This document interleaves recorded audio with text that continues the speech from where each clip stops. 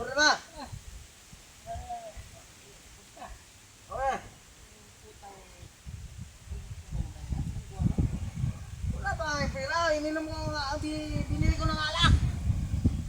Binili mo ng alak, tapos ang yung utang mo, hindi mo nabayaran ako. Tapos pinalak mo para inumin mo.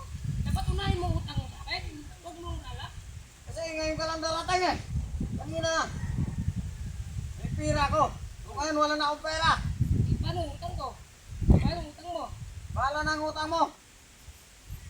Paano makakabili lang ako ng alak?